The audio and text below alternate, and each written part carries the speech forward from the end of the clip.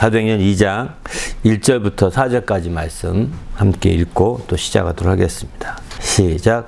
오순절날 이미름에 그들이 다 같이 한 곳에 모였더니 호련히 하늘로부터 급하고 강한 바람 같은 소리가 있어 그들이 앉은 온 집에 가득하며 마치 불의 혀처럼 갈라지는 것들이 그들에게 보여 각 사람 위에 하나씩 임하여 있더니 그들이 다 성령이 충만함을 받고 성령이 말하게 하심을 따라 각 방으로 말하기를 시작하니라. 아멘.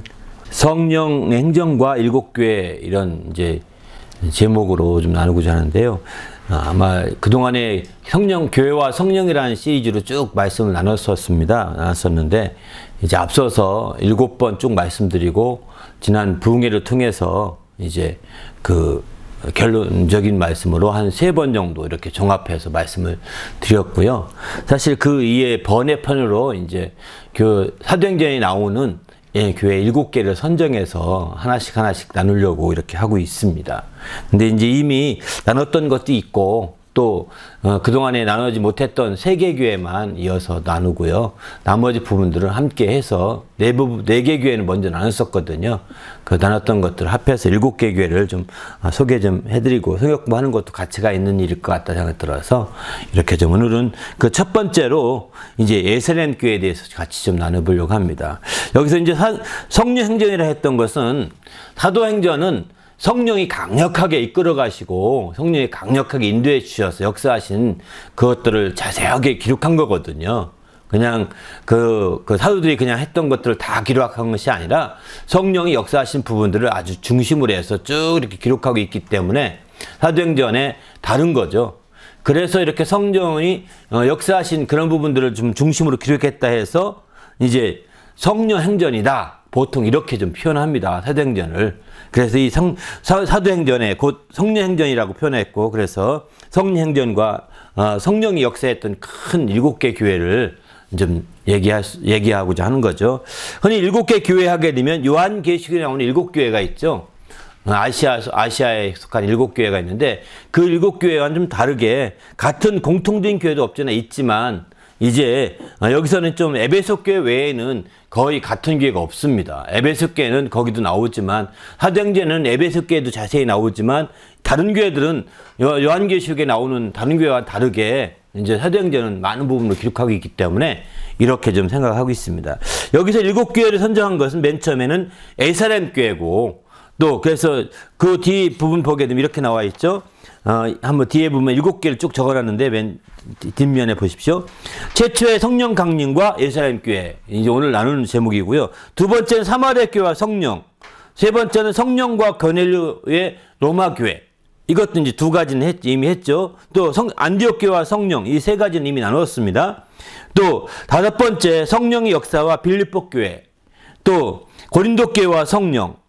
여기 2가지는 추가로 다음 주와 그 다음 주 통해 함께 더 나누려고 하고요. 또 마지막 에베소 교회죠. 에베소 교회는 이미 이제 나눴습니다. 이렇게 해서 7개 교회를 선정해서 사도행전에서, 특별히 성령이 역사했던 성령행전이라고 표현하는 사도행전에서 7개 교회만 교회와 성령과 관계되어서 꼭 한번 좀 더듬고 넘어가야 될, 그런 나누고 넘어가야 될 그런 대표적인 교회이기 때문에 한번 이렇게 나눠보고자 하는데 초점을 두고 있습니다. 오늘은 그 첫 번째로 또 최초의 성령 강림과 예루살렘 교회에 대해서 좀 살펴보고자 합니다. 여기서 이제 그 7개 교회 중에서 성령을 먼저 앞세운 교회는 3가지입니다. 바로 예루살렘 교회하고 빌립보 교회가 있죠. 그 다음에 이제 그 고넬료의 로마 교회, 이렇게 3가지 이렇게만 초점을 두고 성령을 앞세웠고, 나머지는 성령을 뒤에 교회와 성령 이렇게 붙였습니다. 이유는 다른 것이 아닙니다. 성령을 앞세웠던 것은 교회가 시작하기 전부터, 시작할 때부터 성령 역사가 강력하게 있었던 교회는 이제 시작할 때부터 성령 역사가 아주 어느 교회보다도 강력해서 역사했던 그런 교회들을 이제 얘기하려고 할 때는 성령을 먼저 앞에 두었고요. 다른 교회들은 이제 성령의 역사도 없잖아요. 있었지만은, 그러나 이제 성도들이 갖고 또 먼저 가서 개척을 했고, 이렇게 해서 그들이 역사하는 가운데 성령이 함께 역사했던 경우가 굉장히 대부분이었거든요. 그런데 이제 에베소 교회도 마찬가지죠. 처음에 성령이 있음도 듣지 못했다고 하지 않습니까? 그런 에베소 교회도 그렇고 고린도 교회도 처음에는 사도 바울이 가서 잠잠히 이렇게 있다가 그냥 살살살살 이렇게 하고 그 고린도 교회에서는 바울 사도가 자비량 사역도 했습니다. 자비량 사역한다는 것은 뭐냐면 때마침 아굴라를 거기서 만납니다. 고린도에서 로마에서 온 아굴라를 그냥 아굴라와 함께 천막 깁는 텐트메이커 역할을 하게 되는 거죠. 그렇게 하게 되면서 이제 사역은 굉장히 소극적으로 이렇게 하게 되죠. 사실은 그렇게 하다가 성령이 역사하기 시작하면서 막 교회가 크게 역사하기 시작하는 거죠. 이렇게 됐기 때문에 이제 성령이 뒤에 있으면 교회 그 성령 역사가 교회가 이렇게 성장하고 세워지는 가운데 역사했던 그런 쪽에 초점 두고 있는 거고요. 성령이 앞에 나오게 되면 그 성령의 역사로 강하게 역사한 거죠. 고넬료의 그 로마 교회도 마찬가지죠. 로마 교회가 세워지기 전부터 성령이 벌써 환상 가운데 막 역사하시고 또 만나서 그 가정이 성령으로 변화되고 이렇게 해서 로마 교회가 나중에 세워지지 않습니까? 이런 걸 본다면 성령의 역사가 얼마나 대단하게 먼저 적극적으로 성령이 역사했던 것을 보게 되죠. 그런 빌립보 교회도 마찬가지입니다. 빌립보 교회도 이제 마케팅의 첫 성으로서 유럽 지역을 처음 개척한 교회였거든요. 그런 교회였는데 그 교회가 되기 전에 빌립보에 가기 전부터 환상 가운데 와서 마케팅의 사람들 도와달라 막 이렇게 환상이 열리고 또 바울사도 일행이 전도여행을 하면서 이제 아시아 지역으로 복음 초점을 두고 하려고 했는데 아시아로 가는 걸 막았습니다. 그리고 또 비두니아로 가려고 했습니다. 거기도 막았습니다. 예수의 영이. 이렇게 되어서 할 수 없이 이제 아래로 드로아로 내려온 거죠. 아랫지방으로. 거기는 항구였습니다. 거기는 유럽으로 가는 항구가 있는 곳이었거든요. 거기서 이제 환상을 보게 되고 유럽으로 건너가게 되는 거예요. 그래서 세운 것이 바로 이제 빌립보 교회였죠. 가자마자 또 얼마 안 돼서 이제 그 기도하러 다니는데 기도처로 가다가 이 점치는 귀신 들리는 여인이 나타나서 계속 방해하는 거예요. 그래서 귀신을 쫓아내가지고 이제 그 오리어도 감옥에 갇히는 수봉까지 겪지 않습니까? 그러나 그런 귀신 쫓아내는 것도 성령의 역사거니와 또 뿐만 아니라 감옥에 갔을 때도 성령이 역사하셔서 정말 큰 지진이나 옥문이 열려가지고 나오지 않습니까? 그래 나오면서 그 간수가 변화되는 계기가 된다고요. 그래서 이렇게 빌립보 교회가 이루어지는 초기부터 아주 강력하게 성령의 역사가 어느 교회보다도 먼저 더 강히 나타났기 때문에 성령 역사와 빌립보 교회라고 이렇게 제목을 붙였습니다.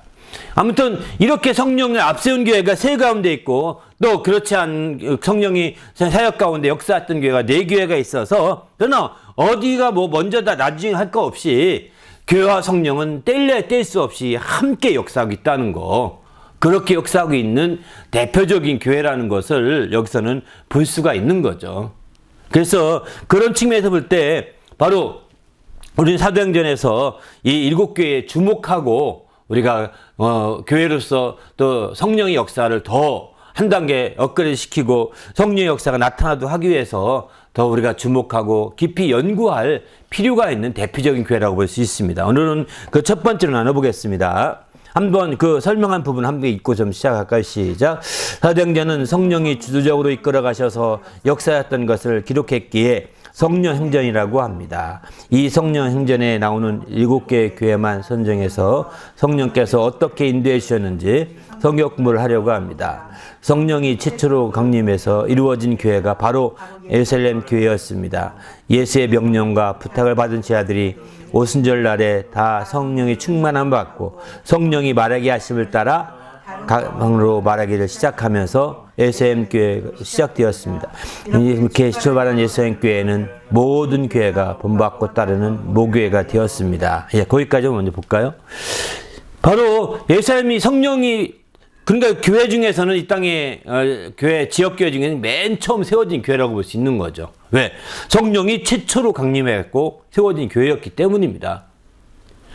그래서 그 교회는 이제 나중에 모교회라고 되는데 성경에는 모교회라는 단어는 없습니다. 모교회라는 단어는 없고 데살로니가 전서 2장 14절을 보게 되면은 너희가 데살로니가 교회가 말하는 거예요. 사도 바울. 너희가 유대에 있는 교회를 본받았으니 이렇게 표현하거든요. 유대에 있는 교회가 무엇일까요? 예루살렘 교회를 그렇게 말하는 거거든요. 유대에 있는 교회를 너희가 본받고 있다. 이렇게 표현한 것처럼 바로 모교회라는 것은 바로 본받는 교회거든요. 그 교회로부터 그대로 본받아서 본받는다는 것 본을 뜨는 겁니다. 그대로 모습 그대로 따라가는 거거든요. 같은 유전인자가 있다는 뜻이거든요. 그렇게 해서 마침내 그 교회가 예루살렘 교회, 여기 데살로니가 교회가 말했던 것처럼 이제 예루살렘 교회를 어느 교회, 데살로니가뿐만 아니라 다른 모든 교회도 예루살렘 교회가 하나의 모교회가 되어서 본받고 그 전형을 따라가게 되는 거죠, 사실은. 그래서 첫 교회인 예루살렘 교회가 굉장히 중요하다는 거예요. 이 교회를 안다는 것은 굉장히 큰 가치가 있는 거고 너무 소중한 거죠. 그래서 우리 자신은 예루살렘 교회가 시작하는 그 2장을 통해서 우리가 참으로 예루살렘 교회가 어떻게 시작됐는지를 정확히 본다면 아주 굉장히 중요한 것을 더 우리가 알 수 있지 않을까 생각이 듭니다. 거기 두 번째 설명한 부분 한번 읽어봅시다. 시작. 한편 주님의 약속대로 성령에 강림했을 때 제 아들이 말하는 것을 듣고 큰 무리가 모여들게 되면서 두 가지 반응이 일어났습니다. 한 부류는 하나님이 큰 일을 말함을 들으며 하나님께 영광을 돌렸지만 다른 한 부류는 조롱하며 세술에 취했다고 하였습니다. 이에 베드로가 일어나서 새롭게 시작된 교회에서 첫 설교를 하게 되었습니다. 그는 설교의 결론으로 예수의 죽음과 부활을 증거하였습니다. 그리고 확실하게 못을 박듯이 증거한 것은 너희가 십자가에 못 박은 이 예수를 하나님이 주와 그리스도가 되게 하셨다고 것이었습니다. 이는 배경에서 예루살렘 교회가 어떻게 뿌리를 내리고 환란 속에서 어떻게 발전해 갔으며 그 특징이 무엇인지 하나하나 살펴봅시다. 그래서 베드로는 예루살렘 교회가 형성되고 그날 성령을 받으면서 놀라운 그 방언을 말하는 소리 들으면서 많이 참여했던 무리들이 오순절날이기 때문에 순례 객들이 오게 되었거든요. 이스라엘의 유대인의 3대 절기 중에 순례를 하는 절기가 바로 오순절날, 또 유월절, 오순절, 또 초막절 이 세 가지거든요. 오순절은 다른 말로 표현하면 맥주절이라고도 표현하는데 그래서 그날 3대 절기는 꼭 예루살렘에 순례할 것을 구약에서 이미 명령했기 때문에 그날에 많이 순례객이 있었던 거죠. 그런데 예루살렘에서 막 이렇게 방언을 말하며 소동이 일어나게 되니까 큰 소리가 막 들리니까 이게 무슨 소리지 하고서 몰려든 겁니다. 그때 몰려든 무리 가운데 두 부류가 나타나게 되죠. 한 부류는 그 소리를 들으면서 이제 하나님의 큰 일을 하나님이 역사하셨구나. 야, 큰 일을 말하며 그 영광을 돌렸다고 했습니다. 또 다른 한 부류는 이제 저들이 미쳤나 보다 조롱하면서 술은 안 먹었을 텐데 무슨 새로운 술을 먹었는가 이렇게 이제 하면서 조롱하는 거죠. 이렇게 될 때 베드로가 너무나 어이없으니까 이제 처음으로 설교라고 하면서 설교한 것도 아닙니다. 그 무리들이 그렇게 소동을 일으키고 그렇게 엉뚱하게 질문을 하고 조롱하는 얘기 들으면서 베드로가 가만히 있지 못했어요. 가만히 있을 수가 없었던 거죠. 이제 베드로가 그 중심 멤버에 정말 이끌어가는 리더가 되다 보니까 그래서 나서서 막 설교하기 시작합니다. 사실 예루살렘 교회 첫 설교라고 해도 과언이 아닌 거죠. 그 설교의 핵심은 뭐냐? 바로 예수의 죽음과 부활을 증거하게 된 거죠. 예수의 죽음과 부활을 증거하고 바로 너희가 십자가에 못 박은 이 예수를 하나님이 살리셔서 우리의 주와 그리스도가 되게 하셨다라고 선포하게 됩니다. 그리고 너희가 그런 것을 믿으면 이제 너희도 우리가 받은 것처럼 이제 이러가 성령의 선물을 받게 될 것이다 라고 이어서 계속해서 말씀하고 있죠. 바로 이렇게 말씀하면서 베드로는 결론을 맺는 겁니다. 이 약속은 너희에게만 한 것이 아니라 모든 사람들에게 다 한 것이다. 이렇게 얘기하고 있는 거죠. 그런 설교를 이제 처음으로 하게 되고 그렇게 해서 사도들이 이제 설교를 통해서 그들이 막 역사하기 시작하는데 그날에만 3,000명이 침례를 받았다고 합니다. 엄청나지 않습니까? 그러니까 거기는 그때 당시에 예루살렘 교회는 어떤 큰 예배당이 있지도 않습니다. 이들은 그냥 광장에서 예배드린 것이고 거리에서 함께 예배드린 것이고 이 당시에는 이제 마가다락방이 있었고 마가다락방 주위로 몰려든 사람들에게 설교한 거죠. 왜? 당시에 오순절날에 12 제자들을 비롯해서 많은 사람들이 마가다락방에 모였었거든요. 마가다락방 모여서 거기서 기도했었기 때문에 거기서 막 그 소리 듣고 막 무슨 소리냐 이게 무슨 소리냐 하고서 막 몰려온 겁니다. 그 성 밖에 있는데 거기로 몰려든 거예요. 예루살렘 성 밖에 있는 곳이거든요. 마가다락방은. 거기로 막 몰려든 겁니다. 성 안에 순례해왔던 사람들이. 그래서 그 몰려들면 그들에게 막 외친 거죠. 그들에게 설교한 거죠. 당시에는 어떤 오늘날 같은 큰 대형 건물, 3,000명, 하루에 3,000명이 침례받을 만큼의 놀라운 큰 건물이 있지도 않습니다. 그런 건물을 지을 수도 없습니다. 당시에는. 그렇게 큰 건물을 지을 수도 없고 짓기도 어렵고요. 사실은. 그런데 어쨌든 그들은 그렇게 광장같이 거리에 모여서 함께 예배드리고 함께 하면서 이제 이렇게 놀라운 역사에 된 거죠.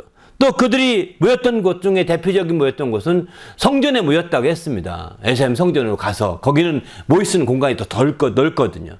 그래서 이제 그 나중에 베드로 같은 경우는 성전 미문에 앉아있던 안주병 일으키면서 성전으로 갈 때 만나서 거기서 안주병 일으키는 거죠. 내게 가진 것은 없지만 내게 있는 것을 내게 주노니 너는 나사렛에 있으면 일어나라. 그래서 일으켜서 들어간단 말이에요. 이렇게 역사하는 것들을 보면 나중에는 처음에는 마가다락방 주위에서 이렇게 모였었지만 나중에는 성전에 가서 성전은 아무나 모여도 되니까 그래서 처음 몇 번은 뭐 얼마 동안은 성전에 모이는 것도 문제가 없었지만 나중에는 이 사람들이 보니까 유대교를 따르는 무리가 아닌 겁니다. 예수를 따르고 예수를 증거하는 그런 사람들인 거 보면서 유대교 측에서 그들을 모이지 못하게 하고 핍박하기 시작하는 거죠. 이렇게 초기부터 사실은 예루살렘 교회는 큰 어려움에 봉착하게 되는 거죠. 그렇게 해서 했음에도 불구하고 성령의 역사는 계속 이루어져서 마침내 그 교회를 통하여 많은 교회들이 퍼져나가게 됩니다. 이런 걸 볼 때 우리가 예루살렘 교회의 이런 시작부터 시작하여 또 어떻게 그것이 세워지고 새롭게 되는지 이런 부분들을 깊이 있게 알아보면 좋은데 사실 이렇게 한 번으로 그렇게 알기는 어렵습니다. 어려운데 여기서는 이제 일단 한 번만 대략적으로 쭉 훑어보려고 하는 그런 생각입니다. 그리고 나서 나중에 기회가 되면 자세하게 예루살렘 교회를 좀 우리의 원형을 찾아간다는 의미에서 우리가 연구할 필요가 있을 것 같습니다. 나중에 기회가 되면 좀 더 예루살렘 교회를 좀 자세하게 좀 더 깊이 나눠야 되겠다 이런 생각이 들더라고요. 가만히 보면서. 예루살렘 교회나 또 우리가 본받을 만한 대표적인 교회로는 이제 안디옥 교회가 있는 거죠. 예루살렘 교회나 안디옥 교회 이런 교회들을 우리가 집중적으로 더 깊이 있게 연구해 본다면 아마 장기적인 면에서 교회가 우리가 따라야 될 좋은 본보기를 우리가 삼을 수 있지 않을까 이런 생각이 들었습니다. 오늘은 이제 예루살렘 교회를 간략적으로 대강 이렇게 좀 나누고자 하는 수점을 두고 있습니다. 1번부터 볼까요? 예루살렘 교회는 예수께서 내 교회를 세우리라고 말씀하신 대로 세워진 첫 교회인데 어떻게 시작하였습니까? 한번 말씀부터 읽죠. 시작. 오순절날이 이미 이름에 그들이 다 같이 한 곳에 모였더니 호련히 하늘로부터 급하고 강한 바람 같은 소리가 있어 그들이 앉아 온 가집에 가두며 마치 불의허같이 갈라지는 것들이 그들에게 보여 각 사람 위에 하나씩 임하여 있더니 그들이 다 성령의 충만함을 받고 성령이 말하게 하심을 따라 다른 방언으로 말하기 시작하니라. 아멘. 이게 이제 예루살렘 교회의 아주 출발점이죠. 이렇게 성령이 임하기 전에는 사실은 교회라고 할 수가 없습니다. 그냥 모임일 뿐인 거죠. 주님도 성령이 임하기 전에는 모임이라고 이렇게 좀 이해했던 것 같습니다. 왜냐하면 이미 12제자를 비롯해서 많은 무리들이 예수님 따랐고 그 따르는 무리들은 오늘날 웬만한 중견교회 좀 될 거예요. 100명, 200명 넘어가니까요. 그죠? 중견 교회 정도의 안정된 교회 규모가 되는 거죠. 그럼에도 불구하고 숫자로 교회를 말하는 것이 아니라는 것을 얘기하고 있는 거죠. 100명, 200명, 300명, 때로는 막 5,000명을 먹이기도 했으니까 놀랍지 않습니까?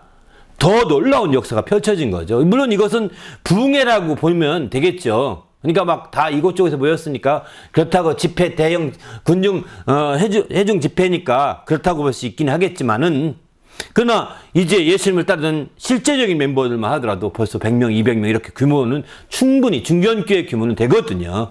그런데 주님은 그런 무리들을 다 모아서 너희가 교회다, 내 교회다 이렇게 말한 적이 없습니다. 내 교회를 장차 세울 것이다 라고 이렇게 말하고 있는 것. 미래에 세워질 것을 표현하고 있는 거죠. 이런 측면에서 볼 때 우리 주님이 이제 성령 받기 전에 이렇게 표현했던 것은 바로 앞서서 말씀드린 것처럼 이제 성령이 임하셔야만이 그 머리와 몸이 교회의 머리가 되신 예수님에게 성령이 임했었는데 예수의 몸된 교회에는 성령이 임하지 않으면 머리와 몸이 따로 노는 것이 되는 거거든요. 머리와 몸이 따로 놀면 제대로 된 몸이 아닙니다. 그건 하나의 교회 그런 몸은 교회라고 할 수 없다는 거예요. 모임일지 모르지만 세상에는 이런 모임이 많거든요. 그러나 머리와 똑같이 일치된 이런 모임이 돼야 되는 거죠. 머리와 똑같은 성령이 역사하고 머리와 똑같은 성령으로 소통이 이루어질 때, 성령으로 교통함이 이루어질 때 마침내 우리는 이제 그게 참된 교회라고 볼 수 있는 거죠. 그래서 오늘날 교회가 이제 생일이 언제냐 이렇게 표현할 때 성령 강림절을 교회 생일로들 얘기하게 됩니다. 피할 수 없는 거죠. 교회 개척한 날이 생일이 아니고 교회 개척 기념 예배 드린 날이 또 생일이 아닙니다. 그건 하나의 기념하는 기념식일 뿐이죠. 그래서 우리는 성령 강림절을 최고로 교회로서는 존중히 하고 성령 강림절을 최고로 축하하고 성령 강림절을 최고로 우리가 높이는 그런 교회가 되어야 되는 거죠. 성령 강림절이 우리의 교회로서는 생일이요. 교회가 출발한 날인데 이렇게 성령이 강림한 날을 무시하듯이 그냥 쓱쓱 넘어가서는 안 되잖아요. 아니 교회 개척한 날 언제는 무슨 가치가 있겠습니까? 그날 아무나 해도 되죠. 아무나 다 교회 개척한 기념회 되지 않겠습니까? 그런데 그 개척한 것을 굳이 그날로 이렇게 하면서 그걸 강조하면 인간이 강조되는 거예요. 그 목사가 강조되는 거예요. 교회 개척한 날을 그 개척한 그날을 초점 두고 하라면 목사가 강조되는 거거든요. 그 목사, 훌륭한 목사가 개척했다. 좋습니다. 나쁘지는 않습니다. 하지만 목사보다 성령이 더 강조되려면 성령 강림절이 진정한 교회 창립 기념일이 돼야 되는 거죠. 교회 생일이 돼야 되는 겁니다. 성령이 강조되려면 왜 이 날이 교회 생일이죠? 성령이 임한 날이거든요. 이렇게 말할 수 있잖아요. 우리 교회 처음 개척 예배 드린 날이 아니라 성령이 임한 그날이 교회가 처음 시작한 날이라는 것을 강조하기 위해서라도 우리는 사실은 개척일보다는 바로 성령 강림절을 더 초점 두고 그날이 교회 생일이라고 하는 것을 우리가 이해할 필요가 있는 거죠. 바로 그래서 머리와 몸이 일치됨으로 하나가 된 교회, 머리와 몸이 함께 소통하는 교회, 머리와 몸이 교통하는 교회, 이런 교회가 참된 교회라는 겁니다. 그래서 우리 자신도 마찬가지입니다. 성령으로 말미암아 교통함이 머리와 교통함이 없으면 우리는 교회에 어쩌면 방해거리가 될지도 모릅니다. 우리가 성령으로 받아서 성령으로 말미암아 머리와 소통이 돼서 정말 머리로부터 지시를 받고 움직이고 머리로부터 정말 명령을 받고 움직이고 이런 지체들이 돼야 되거든요. 근데 그런 거 없이 그저 머리와 상관없이 그냥 지체들 간에 연결되어서 우리가 움직이면 이 사람은 이렇게 팔이 붙어서 손에 어깨에 붙어서 움직일지는 모르겠지만 머리와 연계 안 되면 이게 마비된 것과 똑같은 겁니다. 떨어지지 않아서 붙어 있을 뿐이죠. 소통이 되고 또 교통함이 되어서 머리로부터 지시를 받아야 된다는 겁니다. 바로 이렇게 되려면 머리와 소통하고 교통함이 이루어지려면 성령을 받고 성령이 사람이 되고 성령으로 우리가 충만해지지 않으면 안 되는 거죠. 나는 왜 교회 나온 지 오래됐는데 왜 머리이신 예수님과의 교통함이 잘 이루어지지 않을까요? 나는 왜 예수님과 소통이 제대로 안 되죠? 예수님의 명령, 예수님의 지시, 예수님의 말씀 제대로 안 들리죠? 못 느끼죠? 당신의 성령 충만치 않은 거죠. 이게 성령으로 교통이 돼야 되는데, 성령으로 소통이 돼야 되는데, 성령이 아니고, 당신은 아마 성령으로 소통 안 돼도 그 옆에 사람들과 잘 얘기할 거려? 주위 사람들과 잘 얘기할 거려? 기관에 가서 막 재미있게 놀 거려?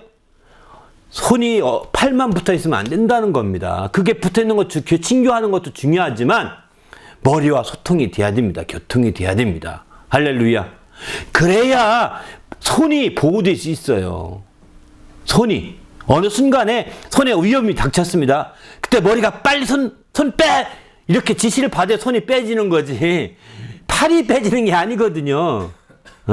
손이 보호하려고 손 빼! 이렇게 손이 명령 내리면 얼른 움직여야 되는데 못 움직이겠다면 손은 그냥 프레스에 눌릴 수도 있고 큰 어려움 당할 수가 있는 거죠. 그걸 머리에 지시를 못 받으니까요. 그렇게 소통이 안 되니까 나타나는 현상들이거든요. 얼마나 많은 사람들이 손가락이 잘리고 이렇게 합니까? 일하다가 어렵고 막 그러잖아요. 이런 걸 본다면 우리는 이제 머리와의 소통이 얼마나 중요한지를 보여주고 있는데 그 소통케 하는 것이 뭐냐? 성령이시라는 겁니다. 성령이 이런 소통하는 기능을 이룰 때 드디어 교회라고 되는 것이죠. 우리도 성령으로 이렇게 소통이 되므로 교회의 한 지체로서 우뚝 서게 되는 거죠. 할렐루야. 정말 주님의 참된 교회로 설 수 있기를 부탁드립니다. 두 번째 보실까요? 오순절 날에 베드로의 설교를 듣고 마음에 찔려하는 자들에게 베드로는 어떻게 말하였습니까? 한번 읽어볼까요? 30절 39절 시작. 그들이 이 말을 듣고 마음에 찔려 베드로와 다른 사도들에게 물어 이르되 형제들아 우리가 어찌할꼬 하거늘 베드로가 이르되 너희가 회개하여 각각 예수 그리스도의 이름을 침례를 받고 제사함을 받으라. 그리하면 성령을 선물로 받으리니 이 약속은 너희와 너희 자녀와 모든 먼 사람 곧 주 우리 하나님이 얼마든지 부르시는 자들에게 하신 것이라 하고. 이렇게 이제 베드로가 막 그 당시에 막 그 성령 받은 광경을 보고서 두 가지 반응이 있었어요. 앞서 설명드린 대로 하나는 막 영광을 드리는 측면, 하나는 조롱하는 이 두 부류가 나오는데 그 얘기 들으면서 베드로가 설교 1장 설교를 하게 되는 거죠. 그러면서 그들이 막 전하니까 그 설교를 듣고 찔린 거예요, 사실은. 형제들아, 우리는 어찌할꼬 마음에 찔려서 어찌할꼬 이렇게 표현하죠. 그런 그들에게 그러면 우리는 어떻게 하면 좋겠느냐? 그래, 그러면 너희도 각각 회개해서 예수 그리스도 이름으로 침례를 받고 제사를 받으라. 그러면 우리와 같이 성령을 선물을 받으리라. 이렇게 말하고 있는 거죠. 우리처럼 성령이 임하시게 되고 성령의 선물을 받게 될 것이다. 이런 표현하는 거죠. 그러니까 여기는 베드로는 자기 경험을 바탕으로 지금 얘기한 거. 우리가 지금 이렇게 된 것은 우리가 회개해서 마침내 침례를 받았고 그리고 나서 우리는 제사함 받은 후에 드디어 하나님이 성령을 보내주셔서 성령을 받고 성령의 선물을 받아서 이렇게 된 것이다. 이렇게 간증하는 것과 똑같은 얘기입니다. 그렇게 해서 마침내 이들에게 말은 그러니까 이 말을 듣고 너희가 각각 회개하고 예수 이름으로 침례를 받고 침례라는 말을 들어가니까 그날에 3,000명이 신임하였다고 하지 않습니까? 침례가 조건처럼 된 거예요. 왜 갑자기 침례를 갑자기 3,000명이 나올까? 저도 이 생각이 들었거든요. 갑자기 3,000명 받았다고 숫자가 막 분명히 나오잖아요. 바로 베드로가 조건부처럼 단 거거든요. 그 나중에 사도행전 쭉 보게 되면 침례를 받은 사람들이 성령 받은 경우가 있고 침례 받지 않아도 성령 받은 케이스가 또 나옵니다. 그런 대표적인 것이 고넬료와의 가정인 거죠. 그래서 그 가정은 침례받기 전에 이제 먼저 성령을 먼저 받게 됩니다. 그러니까 여기서 이런 베드로가 자기 경험을 바탕으로 설교한 이 설교 내용을 우리는 이게 하나의 중요한 우리의 잣대가 되긴 하지만 예외적으로도 있으니까 그냥 각각 회개하여 각각 죄상을 받으라. 여기에 초점을 둬야 되는 거죠, 사실은. 침례라는 것이 전제 조건이 아니라 성령의 선물을 받는 전제 조건이라기보다는 더 전제 조건이 있는데 그건 뭐냐? 회개하는 것과 각각 죄상을 받는 것입니다. 그리고 이제 할 수만 있으면 또 침례도 받는 것입니다. 그리고 이제 침례 안 받으시라도 죄상을 받게 되면 고넬료 같은 케이스를 본다면 성령을 받을 수 있는 것. 나중에 고넬료의 그 로마 교회에 대해서 얘기도 하겠지만 이제 그런 광경을 보면서 우리는 여기서 생각해 볼 수 있는 거죠. 그래서 각각 회개하여 제사함 받으라. 이게 가장 성령 받는 최우선적인 조건이 되는 거죠. 그러나 당시에 베드로는 자기의 경험을 바탕으로 침례를 받는 것을 거기서는 얘기하고 있고 그 이에 어찌할 것 같은 사람들이 다 침례를 받아버린 거예요. 이렇게. 침례를 받고 이제 그들이 성령은 선물을 받았는지 정확히는 안 나옵니다만은 어쨌든 침례 받기 놀라운 역사가 펼쳐진 거죠. 그날에 3,000명이 침례 받으니까 난리 났을 겁니다. 아마 거기 굉장히 어려웠을 겁니다. 아마 침례 받는 그 모든 시간과 이런 것들만 하더라도 막 너무너무 복잡했을 것 같습니다.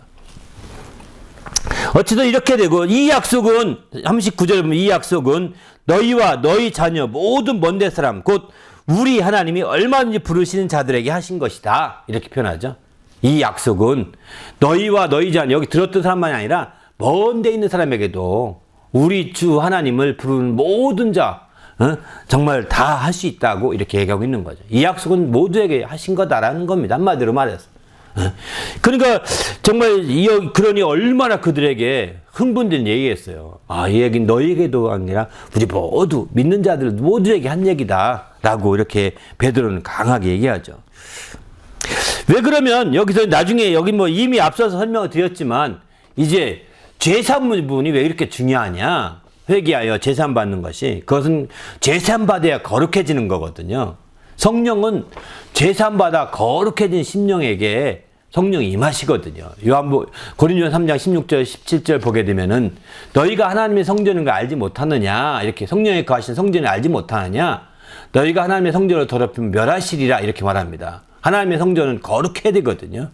근데 성령이 거룩한 영이라는 뜻이거든요.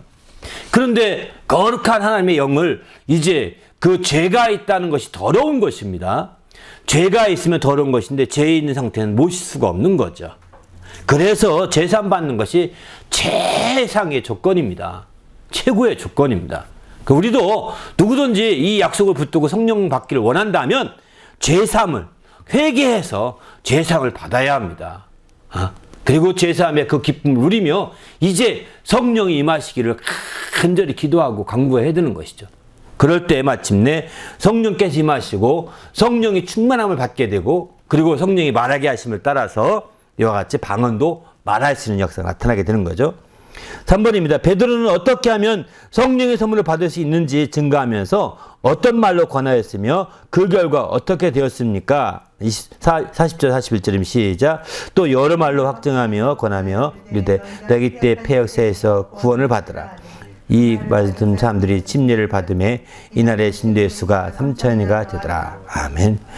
선물을 받을 수 있는 이렇게 증거하고 나서 어떤 말을 권하냐면 이 패역한 세대에서 구원을 받으라고 말하는 거죠. 저기가 제사 받고 이 패역한 세대에서 구원을 받으라. 그리고 이렇게 성령이 인도함, 성령의 사람이 되어서 확실하게 구원의 사람이 되라고 얘기하는 거죠. 그 말을 받은 사람들은 침례를 받음에 이날에 신도의 수가 3,000이나 더하더라, 이렇게 표현하죠. 이제 여기 신도의 수라는 것은 적어도 침례받은 숫자라고 표현할 수 있을 것 같습니다. 기준이. 그래서 아마 침례를 받음에 그날에 신도의 수가 3,000에 더했다는 것은 3,000명 이상 침례를 받았다고 볼 수가 있는 거죠. 4번입니다. 예수 그리스도의 교회에서 첫 교회였던 예루살렘 교회는 첫 모습은 어떠하였습니까? 한번 42절 읽어볼까요? 시작. 그들이 사도의 가르침을 받아 서로 교제하고 떡을 떼며 오로지 기도하기를 힘쓰니라. 예.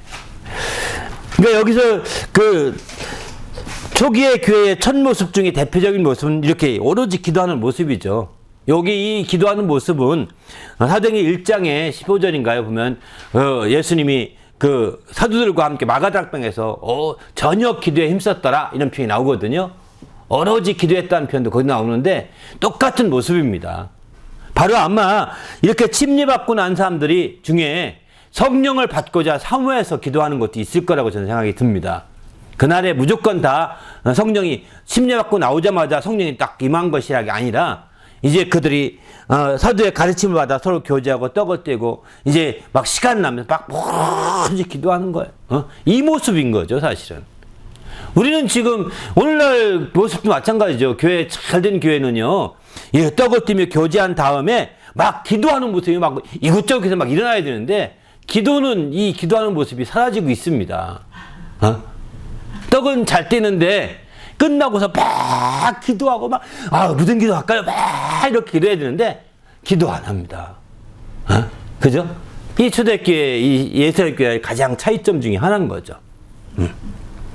이런 모습들, 성령 역사하면 막 사모하고 성령 인도하면 사모해서 막 이렇게, 지금은 안 그렇지만 저희 때 학생 때만 하더라도 막 누가 성령 안 받은 사람 있으면 쫓아가서 막 오늘 성령 받고 가야 된다고 막 이거 너무 강력하게 밀어붙여서 문제가 생겼긴 했지만 참 그때 그때 모습인 것 같아요. 이 모습이 제가 볼 때는 맨 마지막 기회 같아가지고 막 그 성령 안 받으면 안 된다고 막 밀어붙였던 그 생각이 있거든요. 근데 점점점 신사적이 돼가지고, 배려해주고 상대방을 불신자지만 그 믿음이 없는 자지만 그를 배려해서 자꾸 하다 보니까 이제 순서를 지키고 또 지켜서 근데 그 사이 다 떨어져 나가는 사람 많은 거죠. 문제는 거기 있는 겁니다.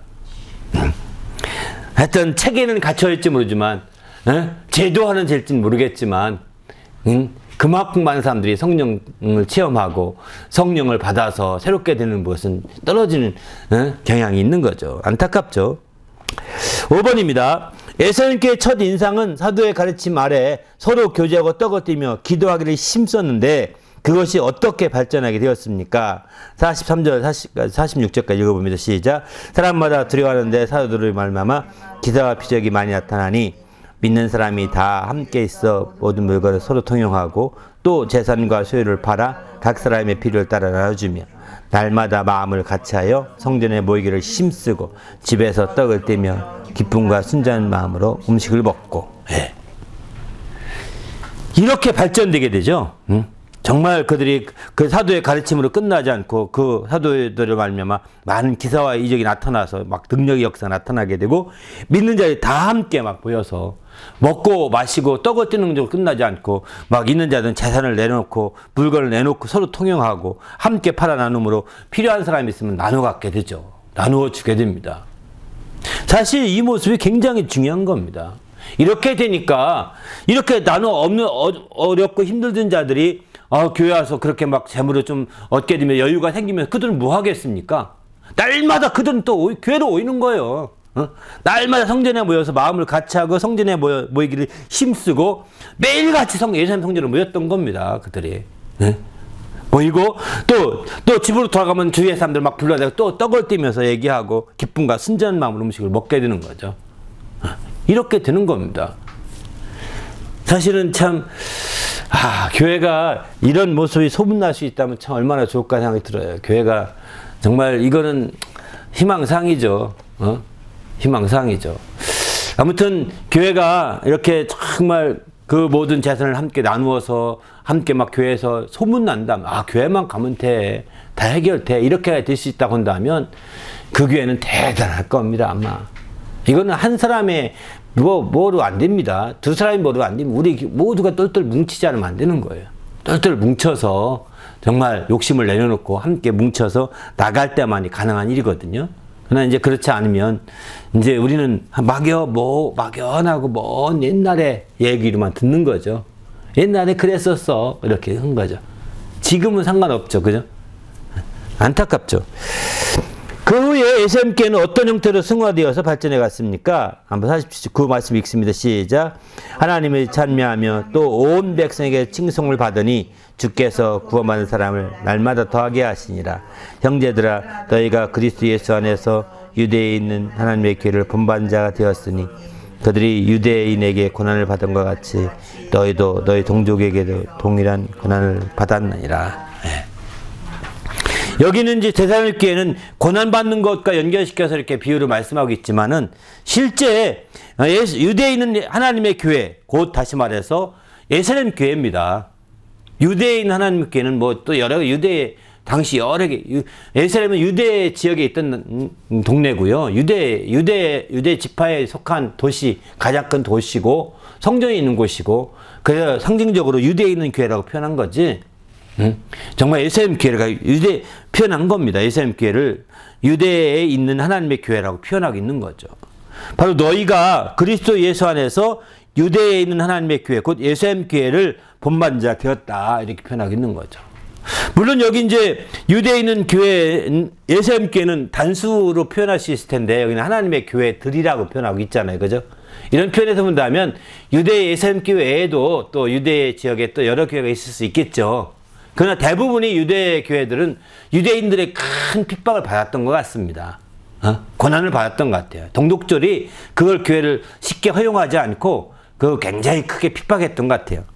그런 것처럼 너희가 본받게 되었는데 너희도 이제 너희 동족에게 이렇게 고난받고 있지 않느냐라고 하는 것을 얘기하고 있는 거죠. 바로 어쨌든 예수님 교회는 이렇게 나중에 많은 교회들에게 본받게 되어서 이렇게 놀랍게 되고 있는 걸 보게 됩니다.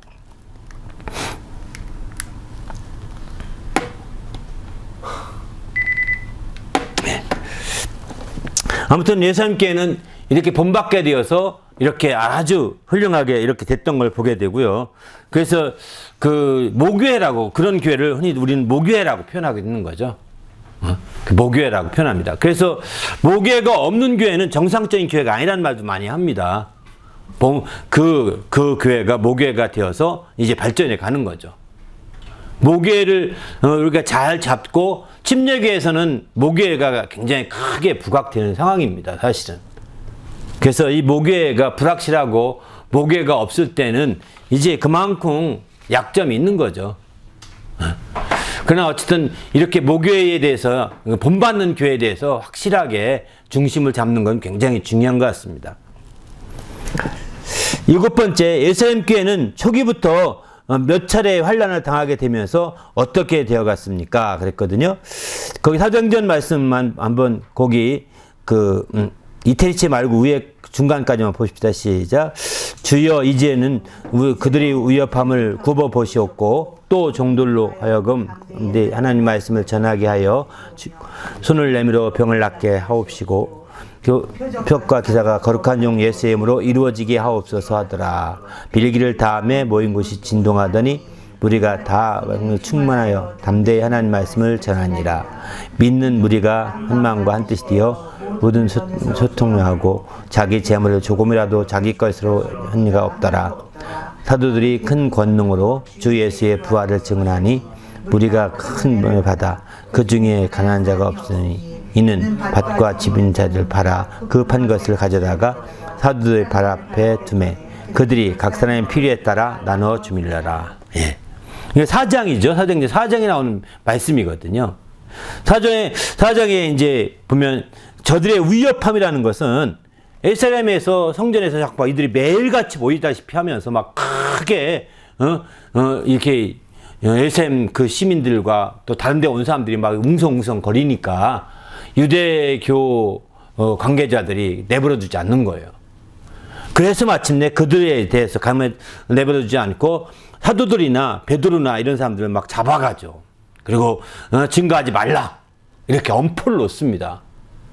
이렇게 하게 되니까 잡아갔다는 얘기 들으면서 이들이 모여서 기도하는 거예요. 하나님 정말 우리의 위협함을 하감해달라고 막 기도하는 겁니다. 굽어서 보시옵소서라고. 이런 교회가 초기부터 이런 핍박이 함께 막 크게 역사하니까 초기부터 함께 이렇게 문제가 되는 거죠. 이렇게 되면서 이제 교회가 이렇게 되면서 문제가 생기는 겁니다. 여기서 볼 때 핍박이라는 것 자체가 교회를 파괴하고 교회가 어렵게 되는 그런 수단이긴 하지만은 그러나 교회는 핍박을 통해 더 크게 번성하는 것을 예수님 교회를 통해서 볼 수 있게 됩니다. 예수님 교회가 이렇게 되면서 이들이 더 퍼져나갑니다. 더 퍼져나가서 더 똘똘 뭉치지 않고 뭉친 사람 뭉치고 그렇지 않은 사람 퍼져나가면서 사마리아로 다른 정말 이제 퍼져나가게 되는 거죠. 그 사마리아 교회가 세워지는 것도 그렇게 퍼져나가죠. 그 중에 이제 예수님 교회가 집사들 세우면서 막 중심을 잡아갔지만 그 중에 특별히 스데반이 순교를 당하게 됩니다. 스데반이 순교를 당하게 되면서 이제 사도행전 8장에 보면 스데반의 순교 장면이 쭉 나오거든요. 그 순교를 당한 후에 그들이 더 퍼져서 막 크게 이루어지는 거죠. 그래서 그들 가운데 사마리아에 가서 그 복음을 증거하게 됩니다. 그래서 사마리아에서 복음이 막 크게 역사하게 되는 거죠. 그리고 이제 11장에 보면 스데반의 일로 이제 환란을 말미암아 흩어진 자들이 이제 사마리아로 끝나지 않습니다. 11장 19절 이하 쭉 보게 되면은 베네게나와 구브로, 안디옥까지 이르게 됩니다. 이 구브로와 또 구레네 몇 사람이 안디옥에 이르러서 헬라인들에게 예수를 전파하기 시작하죠. 본격적으로. 그렇게 해서 마침내 안디옥에서 막 예수 믿는 사람이 헬라인들을 비롯한 이방인들이 막 모여들기 시작합니다. 이렇게 되면서 안디옥 교회가 새롭게 되는 거죠. 이게 스데반의 핍박을 통해서 이루어진 일들입니다. 그리고 나서 12장에 가게 되면 헤롯이 또 이제 교회 몇 사람을 해하려고 합니다. 그래서 마침내 요한의 형제 야고보 사도를 죽게 하는 거죠. 야고보 사도가 거기서 순교하게 됩니다. 이 순교로 말미암아 이제 그 교회가 더 확 퍼지죠. 안디옥 교회에서 그때 순교 당한 이후에 안디옥 교회 성령의 역사에서 바나바와 사울을 따로 세우라 이렇게 명령을 합니다. 사도행전 13장 2절 3절 보게 되면 따로 세워서 그들을 전도여행을 보내게 파송하게 되죠. 그래서 그들이 구보르를 거쳐 다소와 갈라디아 지방으로 막 복음을 전도로 가게 됩니다. 지금의 소아시아 지방으로.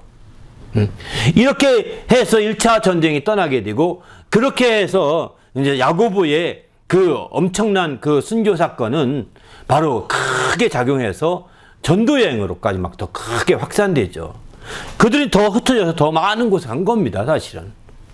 이렇게 에세엠교회로부터 시작된 이런 역사가 큰 물결을 일으켜서 계속 전 세계 당시의 땅끝까지 퍼져나가는 역사가 펼쳐지게 되는 거죠. 그것은 핍박과 어려움을 겪으면서 박해를 겪고 환난을 겪으면서 오히려 더 단단하게 더 퍼져가고 흩어져서 복음을 전하는 계기로 되었던 걸 본다면 오늘날 교회도 마찬가지입니다. 오늘날 교회도 사실 핍박받는 교회는요 굉장히 붕울합니다. 핍박받는 교회, 환난 당하는 교회는 굉장히 더 뭉치고 그러나 아무 환난도 없어. 편안해. 예? 정말 모든 게 더 평안해요. 그냥 편안한 거냐면 그냥 걱정거리가 없어. 돈도 많고 재물도 많고 모든 게 다 여유가 있고 다 널널해. 예? 이렇게 되면 교회에 기도 안 합니다. 또 막 전도하느냐? 안 합니다. 안 합니다.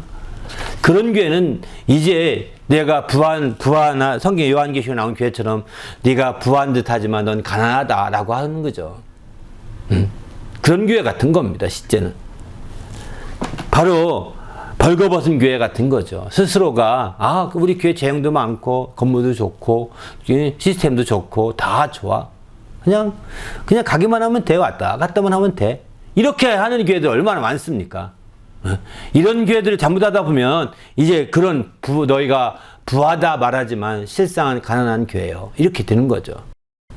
우리는 주님 안에서 정말 핍박이라는 것은 어쩌면 말씀이 크게 역사하고 있고 운동력이 있다면 핍박할 거예요. 아마 우리도 마찬가지일 거예요. 우리가 교회에서 여기서 교세하지만 적게 하니까 조용하고 몇 명이 왔다 갔다 해도 모르죠. 코로나 때 여기서 한 10명, 20명 모여서 예배 드려도 그냥 조용하잖아요. 우리도 조용히 했지만. 근데 모여서 100명, 200명 와보세요. 난리 날 거려. 동네 사람들이. 그죠? 주위에서 난리 나서 아주 왜 그러냐? 막 하면서 너희가 코로나 퍼뜨리려고 하느냐 하면서 막 핍박 바가지를 쏟아질 겁니다. 교회로나 가라. 여기서 하면 안 된다. 지금 우리 핍박 안 받아서 우리 감사한 것이 있지만 사실은 부흥 안 돼서 핍박 안 받는 겁니다. 여기서 부흥해 보시면 버글버글 해 보십시오. 차가 막 주차장은 말할 것도 없고 저 사거리에 말할 것도 없고 막 다 한 50대 60대 차가 모여가지고 하면 여기 못 모입니다. 당장 수 들어갈 거래요. 고소고발 들어갈 거래요. 역사하는 곳에 원수들은 가만히 안 있습니다. 우리가 그저 조용하게 그냥 자기 믿음 지키면서 이렇게 있으니까 지금 이런 것 뿐이죠. 예수님께처럼 막 역사해 보십시오. 핍박을 두려워한다면 이런 역사가 안 될 겁니다. 그리고 핍박 없다는 자체가 어쩌면 이런 역사를 못하고 있다는 증거이기도 하고요. 환난과 핍박이 없다는 자체가. 아무튼 우리는 주님 앞에 마지막 때 깨워서 이렇게 나가야 예수님 교회가 한 모범으로 삼아서 우리가 나가야 될 것 같습니다. 할렐루야. 나누어 함께 읽어볼까요? 시작. 예수님 교회는 모순절날 이름에 다 같이 한 곳에 모였던 데서 성령이 임함으로 시작되었습니다. 그 한 곳은 바로 마가라 하는 요한의 어머니 집의 다락방이었습니다. 마가 다락방은 시작할 때부터 그 후에 핍박을 받을 때에도 예수님 교회의 구심점이 되어서 드려지게 되었습니다. 예수님 교회는 환난을 당할 씨앗처럼 흩어져서 모든 교회의 모교인데 영적인 유저인 자가 얼마나 같은지 시대를 넘어 비교하며 나누어 봅시다. 말씀도요. 이에 베드로가 정신이 들어 이르되 내가 이제 주께서 천사를 보내어 나를 헤롯의 손에서 이제 벗어나게 하신 줄을 알겠노라 하여 깨닫고 마가라 마리아의 집에 가니 여러 사람이 거기서 모여 기도하니라.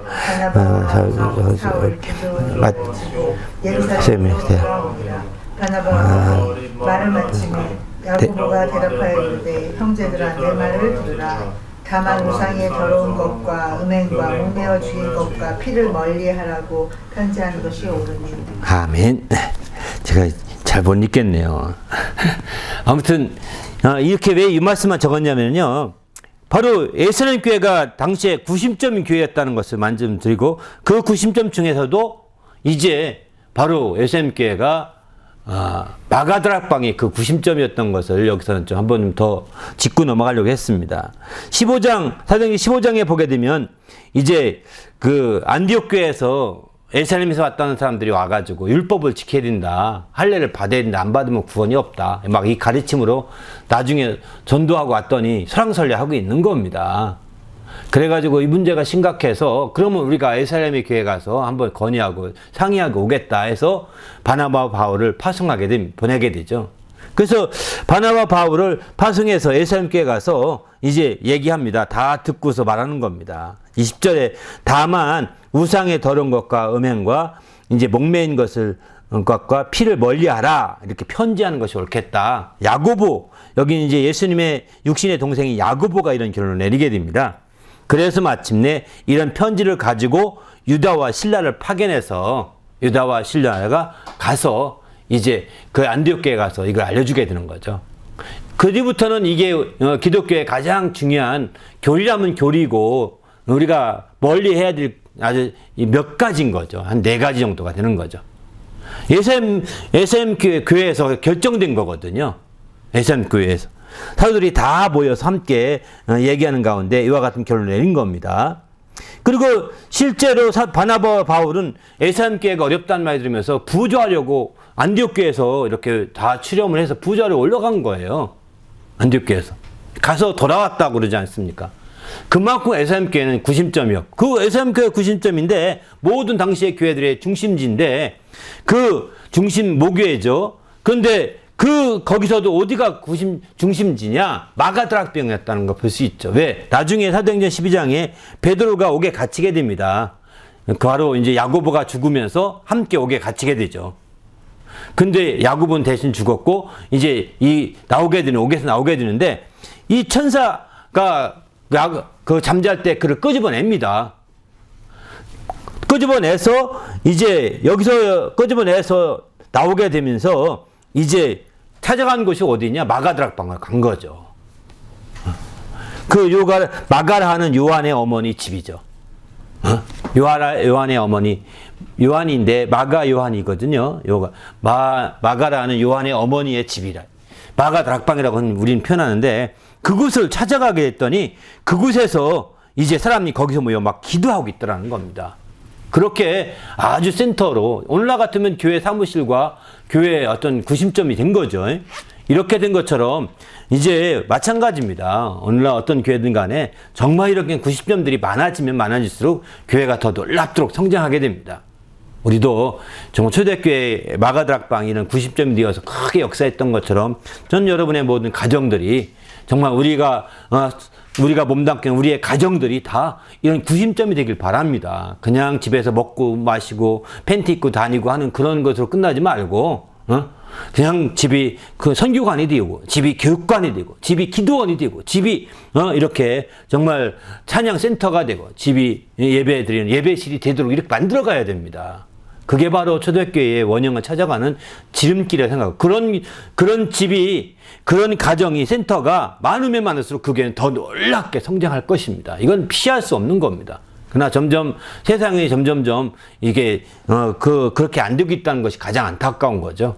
함께 기도할 때 하나님, 이제 예수님 교회처럼 이런 놀라운 역사들이 펼쳐지는 교회가 될 수 있도록 우리 교회도 인도해 주시고, 우리가 장차 정말 주님이 세워나갈 교회, 이런 교회들이 되어질 수 있도록 항상 예수님 교회가 우리의 모교회가 되어서 본받는 교회가 되게 하시고, 이렇게 쓰임 받을 수 있도록 인도해 달라고 간절히 합심해서 기도하시도록 하겠습니다.